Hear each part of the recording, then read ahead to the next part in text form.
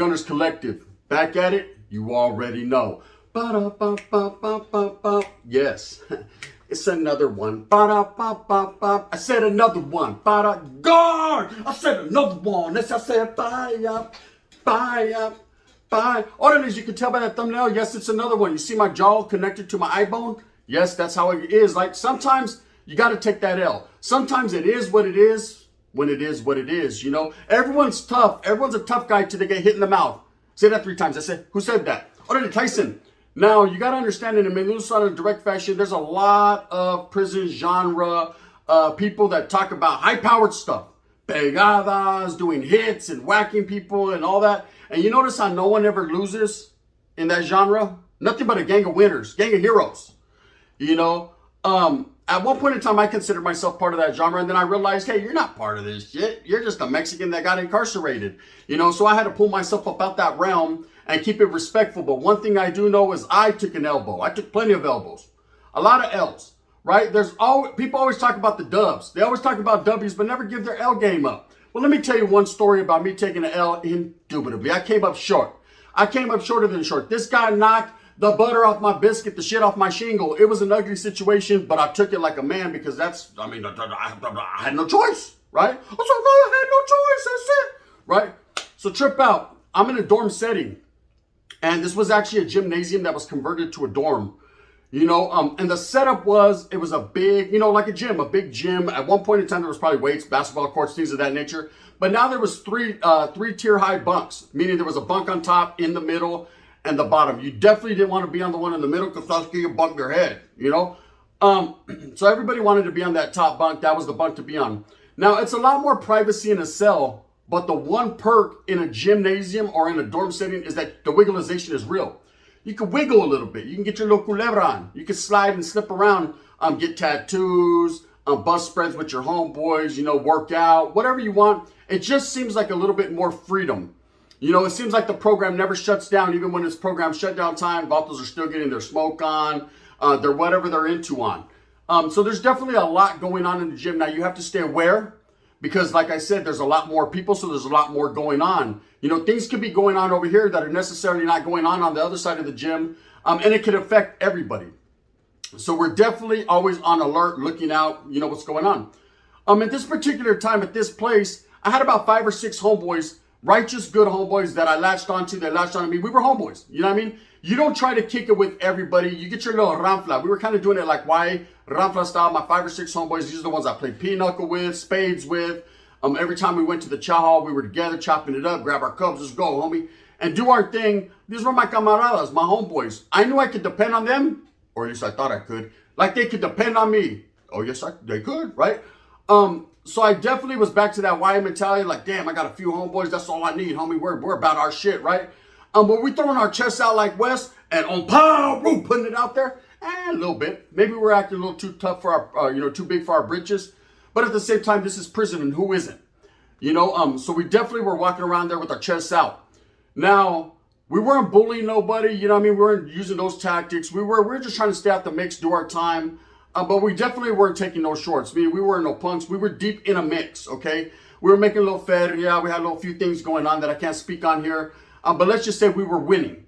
Now, there was people that were envious in that building, and we knew that. We knew that, but the ones that were about it that you could tell were hitters or were anybody that was anybody, it was always a mutual respect. Everybody kept it cool with each other because at the end of the day, man, no one's trying to stop that flow of feria. No one's trying to mess up their program. We got business coming. We got a buzz down, tortilla, buzz down. You know, all that visita, you're trying to get the little mamon if you can. You're getting the buzz down tortilla coming. She's coming, you know what I mean, with a whole bunch of quarters to put in that. Hey, that chick will smash a whole bag of pork rinds and a Pepsi before she even gets back to you. So give me, I said I want 2 Pepsis. I know, but I was thirsty. You know what I mean? Let me tell you, that was just a walk right there. Now, you didn't want to mess up your program that you had. Taking your pictures with your gorda, whatever you had going on, seeing your familia. Those are priceless when you're in prison. Those are memories that you treasure. You know, every visita, every picture, any creature comfort that you can get. You better latch onto that end because you ain't got that coming too much. So when you get it, you got it, right? And you're loving that. I'm loving it. So we're not trying to mess up what we got going on. So if there was any type of animosity, you try to contain that and handle that man to man, one-on-one from the chest, say it Wes, right? And you try not to get everyone involved. But there wasn't too many of those because just like I said before in prison, there's not a lot of one-on-ones. If one gets off, we all get off. Everything is done along the racial lines. Everything is done, and we're breaking barriers. You know what I mean? If you act dumb, man, we're going to get off on everybody. And vice versa. Everybody is like that. Every group is not coming up short or taking shorts, but they do sometimes. So trip out. What had happened on this particular gym was an Africano brother came in, a black guy. He was a blood. And when he comes in, we could already tell that he's bad news. He's got a little chip on his shoulder. He's a thin guy. Wasn't big, wasn't crazy. He was from Southern California. I don't remember which hood. I think he was from Denver Lanes. I'm not sure though. In fact, I think he was from Pasadena, Denver Lanes. Anyways, he comes from down south, and this guy's walking around with a little bit of swag. And I remember talking to him a few times, and we actually took a liking to each other. He was a cool dude. He just had a chip on his shoulder. He was one of those brothers you just don't play with. He ain't playing with nobody, right? He's about his business. He'll handle his business quick. Well, over time, he starts to get a little too over-familiar with the homeboy, starts to get a little comfortable, and a little loud and boisterous. And it is what it is. There was one homeboy named Richie. He was actually from Concord. And they used to chop it up all the time. They were like taitas. Him and that brother, man, they were cool. They used to bust down, work out together and everything. For a minute, there's all this guy. I was thinking today, who's bitching who's about here, right? To what degree of pronouns you guys got going on here? That's it. Go! Get these weirdos out of here. But it wasn't nothing like that. What it really was they were just cool. They identified and whatever, man. Rap music, they were bumping. They were over there slapping their Messy Marv, their Filthy Rich, doing their thing. Now, at this particular time, I was more the Sergio type. I got to watch my back. You got to watch my back, right? Like I said, I was laced up down south. I'm a little different, right? I was constantly watching my back. Didn't matter how cool you acted or how cool you thought you were. Didn't mean I was cool with you. Okay, I might talk to you. I might give you some respect. But we weren't camaradas. We weren't friends. That's it, period. Okay? So this guy used to try to come and talk to me. Like I said, he was all right. But there was never no way, you want a sopa? Can I get a sopa? To what degree of sopa? I'll take a chicken sopa. Well, I like chili sopa. You know what I mean? There was never none of that. It was more just like, hey, what's up, bro? All right now. And I'd see him chilling with the homeboy. Now, that homeboy, Richie, was my boy. One of the 5 or 6 camaradas I kicked it with there. And so I would get at him like, hey, what's up with that? About this loud, bro. His own group tried to push him to the side, I'm not trying to hate on the Vato, but at the same time, he said, nah, he's just like that, bro. He's a youngster. He's cool, though. He's just hyphy. Now, what hyphy means is the Vato was hyphy. The game's so hyphy, right? He was shaking his dress. He was ready to go out there and get off with anyone, do his thing. When there's people you'll run into like that, they just, man, O-dogs. You know what I mean? America's nightmare. Just different. They just don't give up. You understand? He was like an O-dog. And I liked that Stilo, but what I didn't like about him was he attracted a lot of negative attention. And like I said, there was a lot going on in that gymnasium, a lot of wigglization going on. I can't speak on, because it still might be going on, right? But there was a lot going on, and I didn't want him to impede my progress. I was trying to go visit my tortillana and bust down. I was trying to do my thing. And I seen it coming. I seen the negativity. I seen the drama coming. And sure enough, they're playing dominoes, right? So it was 2 Africano brothers and 2 homeboys, and they're playing dominoes, and they're getting into it. They're getting a little loud. They're getting a little agitated, a little bit frustrated. I'm starting lost in emotions. They're getting lost in emotions, and I can see it's going to go a different route. So I'm already getting my thing out. At the time, I'm in the toilet like, oh, it turns sideways, right? I'm trying to pull my thing out because I have a feeling something's going to crack. My homeboy Chino de Sakura, he's on the same level. He's telling me, hey, you see them up over there? They're trying to make a lot of money, but, and they're going to continue to make a lot of money. But at the same time, we need to watch what they got going on here, right? So we're posted up watching, and our homeboys are all tripping out, and it's like, man, when's it going to crack? The brothers are on one side looking at us. We're on one side looking at them. I'm looking at that. He goes, the brother's like, I ain't going against the guns. Hey, you're going to lose, Doc. You're going to lose, right? We're on a standoff. And these guys ain't even tripping on who's around them. Domino, mother. You know what I mean? They're getting their dominalization on. Word of the day. But everyone around them sees the friction and the tension. You can feel it in there. The Southsiders in the cuts like, damn, Messi. Hey, let him get off, Messi. Kill 2 birds with... Shoo! Right? Kill 2 birds with 1 stone. The white guys over there are like, hey, Wood. Sprinkle the brothers in. Hey, Wood, the brothers are about to get into it, Wood. Good. Right? That's everyone's over there on their own shit. The Asians, they're over there like Mao, Lao, Macau, right? They don't care. They're playing dominoes too, yelling. So everyone's doing their thing. Well, what happens is the tension ceases. Everyone gets up, shake hands. It's all good. Conversations take place with those who need to take place with. And everything gets worked out. Or so I thought it did. Right? So this brother starts coming around Richie. I guess his people told him, man, you need to stop messing with them Northerners. You need to stop messing with that dude Richie, because at the same time, man, you guys are going to get everybody in a wreck. You know, you guys, I know you guys are friends and things of that nature, but at the same time, you need to understand that this is bigger than just you guys. There's more people involved here. And you guys are messing up programs and you're starting to attract attention. And we're getting at Richie the same way, like, hey, bro, leave that brother alone, man. That dude's he's a wreck waiting to happen. Watch. You watch how it turns out. And I'm the one telling him the most. You watch, bro, how it all turns out. I'm telling you. Cut him out, right? So the homie's like, yeah. And we see him over there chopping it up and whatever. And everyone kind of forgets about it because the shit boils down and it is what it is. Now, this dude does something that you can't do in prison or in jail. Okay? There's a pair of shoes that comes up missing. And it's a white guy's pair of shoes. Right? And now everybody's a suspect. We're in a gym. Did no one from dorm 2 come, or no one from building 2 come over here, wiggle in and take your shoes on the yard unlock, right?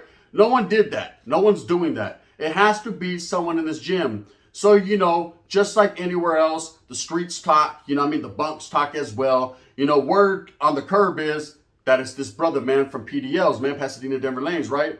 But he has the attitude of, man, I don't care about none of that, man. Run up on me.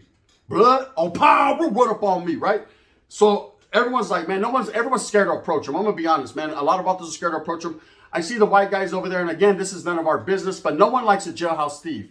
When it comes to a jailhouse thief, everyone's going to come together like, yeah, they let the guy go. You know what I mean? What are you guys going to do with them? Are you guys going to, was your shoes? Yeah, but I wear chocolates anyways, so we're allowed to. It's always going to be a different, you know, thing. But no one is feeling the vibe. So of course we get at the brothers, man, ourselves, like, hey, if this guy did, we're not saying he did it. We're not pointing no fingers, no. But if he did it, no more shopping free, no more late night green. You understand where we're coming from? You know, he needs to go. And they're like, well, we're not for sure he did it, man, just because people are saying he did it. I'm saying, but can I get at you? Hey, brother, I seen him give the shoe to the homeboy, and he took him out to the yard. I witnessed it, eh? He's like, to what degree of witness, though? Because at the same time, we don't like people that witness. I said, I don't witness like that either. Don't put that jacket on me. But I'm just saying, though, right? This guy did something unusual today. Of course, we find out some dude on the yard. The white boys go out there, man. Shoes come back in the gym. They got took out to the yard. They get brought back. And, of course, this guy did it. So no one's really talking to this guy. Everyone's trying to figure out if we're going to get rid of him or not. We're giving this people an ultimatum, like, you guys get rid of him. It's your thing. They're procrastinating, but yet we can see something in motion. Well, what happens is this guy sees us, out of all people, pushing that hard line. You know the Northanians always got to push a hard line. I mean, that's just the way the get down was, right? We always had to be the ones to, hey, no, what they gotta go, right? We are, remove them, right? Straight up, always remove them. No chances. Your beds, are your shoes untied, McFly? Remove them, whack them. Oh, your bed's unmade? Gotta go. Hey, I told you to hook me up with your sister. You didn't want to? You gotta go, pegada. That's just how it is, right? The removals are quite frequent, and they're not just for any old thing, man. I'm throwing some tapatio on it. But at the same time, you can get got for any old thing. You know, you better be on your P's and Q's, dot your I's, and cross your T's. That's it, because if not, guard! Carry him out of here. And that's just how it be like. So, this particular day that I got knocked out my motherfucking bootlaces, I'm chilling, right? I'm chilling, and we had already, you know, got at the brothers. They had said that afternoon they were going to do their thing. He was going to be gone. You know, he was going to get Chef Boyardee, and he was going to get up out of there. But they wanted to make it happen when he was on a line movement, because their plan, of course, was to take everything he owned on the way out. That's just how they rocked. They was going to alleviate him of everything in his locker on his way out the door. So they had a brother that was set up to do it. And it's crazy because this whole thing was over a jailhouse thief, yet they were going to jailhouse thievery him. But you got to understand, when people are getting removed, you're no longer good anymore, so no one cares, right? It's different than sneakily doing it like the Grinch or going in there and just deboing them. Whatever the case may be, it's their business. So we're all waiting. We're waiting. And this guy, He's pacing back and forth, got his shirt off. He's working out like he's ready. He's ready for whatever. He feels it coming. You know, we're way on the other side of the day. So what happens is I had to go to medical. I had a little rash right here, right there. You know what I mean? I don't know why I had a little rash. I think it was razor bumps from shaving, right? So I needed my medicine, so I needed to go to medical. So there's the cop station is right up in front of the dorm. Right in the front, right by the door, there's, you know, where the cops sit in a podium. And then, of course, there's a gunner up top that sits there that can see us in the cage, but ain't really looking. So I walk up to the placa. When I walk up to the placa, this black dude is pacing back and forth, kind of close. But I'm not tripping off him. Like I said, it was none of my business. He was going to do what he does, and his people were going to handle it. I wasn't focused. What the fuck? I dropped my guard. You know what I mean? I wasn't focused. I should have been paying more attention. And I tell the placa, hey, you know, hey, are they going to come out for medical? To what degree medical? We guard, because the way the medicalization works is I need, you know, look at this. What the? You know, I got something right here. It looks like a quado coming out of my face. I need help. Can you help me? To what degree? He's like, fill out a sick call slip. I said, but I'm not sick. But I need to be called out slip, you know? And when I said that, I heard, duck. And I said, duck. And I went like this, and that was the best advice I could have ever took. Because I didn't duck. I turned. And when I turned like this brother came like I just seen a slow motion. No. And he just knocked me smooth up out my hat, my boots, my t-shirt fell off. He knocked me out. Okay, I woke up. Right? They're hauling this guy. Look, they already had the handcuffs on him. He's done been yelled at the cops for 2-3 minutes, and I'm waking up doing one of these. This guy utilized me to get up out the unit. Out of everyone in there, he got me, knocked me up out my boots. The homeboy Richie, I said, this is your fault. We're going to get you, right? You're friends with that Vato, right? What happened? Did Vato hit me so hard, right? That rash went away. I don't even remember that rash. From that day to this, that was sick call. I said, straight up, it went away, okay? I had a black eye from here to my earlobe, right? It was a bad situation. My nose felt like it was split in half. You know, I was breathing like this. This Vato did something terrible to me. He did something strange for no piece of change, right? Knocked me up out my boot caps. I'm telling you, it was a done deal. But one thing I know for sure is I took that L. Now, of course, by the time I got up, the homeboys over me, like looking like Smokey. Hey, you got nothing, right? Other homeboys are fighting with the Africanos, and it went down a little bit, right? It was a little melee. It wasn't a riot. It wasn't a full-blown riot. It was a melee. Eventually, man, people get separated. People get took to the oil. And that was that. And I never seen that Vato again. He got moved to a different, this prison where I was at, there was different yards. He got moved to a different yard. One thing I would say is for sure, though, I took the L that day. And I took the L because I involved myself in a situation I should have never involved myself in. And in prison, you can't do that. This guy seen me leading the charge. This guy seen me getting at the Africanos. I thought I was some type of llavero or something. I wasn't. But, you know, I always want to be in the mix. You know, I'm a leader, not a follower. So I'm always there right here. And I'm looking at him like, dirty motherfucker, right? And at the end of the day, like I said, he found the cure for the rash on my face. He knocked me smooth out my boots, and that's how I took the L. So, yeah, for people that have asked several times on YouTube, Gunner, have you ever took the L? Have you been knocked out? Yes, I have. Yeah, a few times. That's it. But that was the first time that I actually got knocked out my boots, literally, right? Like I said, he snaked on me, so you can't really count that. But man, to this day, I ain't never felt nothing like that. I think the only other time was in Hawaii when Shadow from Grape Street Watts hit me, and it felt like lightning went off on my head. He knocked me out standing up. I went, zzz. He said, are you okay? I said, it's April, right? I mean, I didn't know what it was. It's the word they Easter bunny hat, right? Anyways, guard. You know what it is, man. You was right there. See, you didn't even... I was me that said duck. Well, shit, I should have ducked, right? With that being said, I hope that you move with a purpose. I just wanted to tell you guys this story because it's actual and factual. I got knocked out of my cufflinks. And that's how it is sometimes, man. So all these guys that are telling these stories in this prison genre about how they did pegadas and choked black guys out and did all this, man, take it with a grain of salt. It ain't like that all the time. When you got Wes Watson over there, we're going to do what we do. Okay. Why don't you tell him about that time that Vato pinched your butt, you turned around and he gave you the tiger uppercut? Yeah, you won't tell him that one though, huh? Say that with your chest. With that being said, move smooth with a purpose. Get everything that you want coming to you. Do it for your familia. If you like these stories, if you like the realism, if you like how I tell them, hit me with that thumbs up one time. Like and support the channel. Thank you. Please subscribe. If not, thumbs down. Heavy's going to be the head that wears this clean-ass crown. And I'm going to continue to strive and struggle for what I truly believe in, and that's unity of all people. Bringing all people together. The woods, sprinkle them right in, brother. I don't care, man. It's all about people coming together and having some enjoyment in their life and smiling. Orale, the gun. For the haters, the wind's blowing. Bang, bang.